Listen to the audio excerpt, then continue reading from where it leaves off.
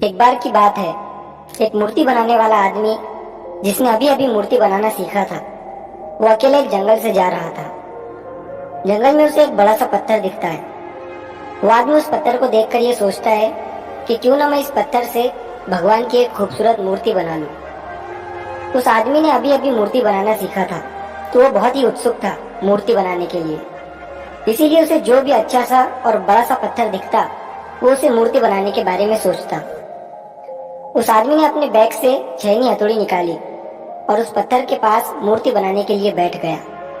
उसने जैसे ही उस पत्थर पर छेनी हथौड़ी से वार किया, तो उस पत्थर से आवाज आई कि मुझे दर्द हो रहा है। वो आदमी ये आवाज सुनकर हैरान हो गया।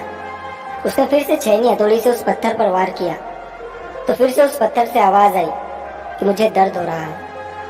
वो आदमी अपना सामान उठाकर वहां से चला गया और उस पत्थर को वहीं छोड़ दिया।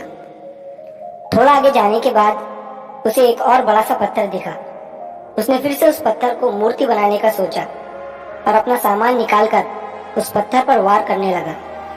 उस पत्थर को भी दर्द हो रहा था, लेकिन वो पत्थर चुप रहा और दर्द को सहता रहा।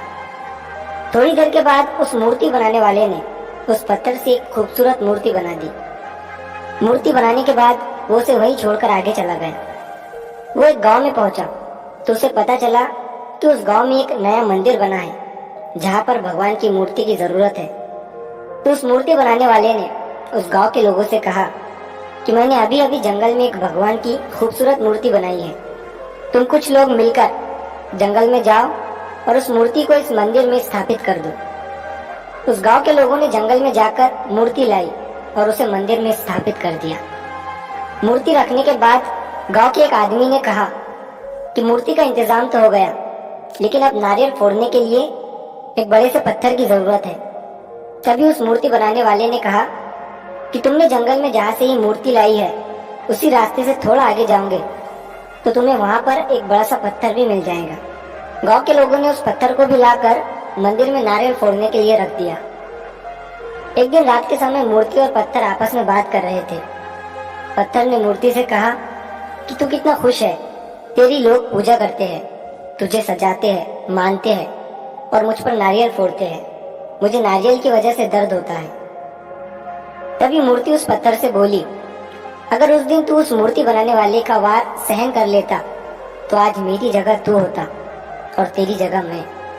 लेकिन तूने वो वार सहन नहीं किया, इसलिए आज तुझ पर लोग नारियल फोड़ते हैं और मेरी पूजा करते हैं। दोस्तों, किसी ने क्या खूब कहा है कि जिंदगी जीना आसान नहीं होता, बिना संघर्ष के कोई महान नहीं होता।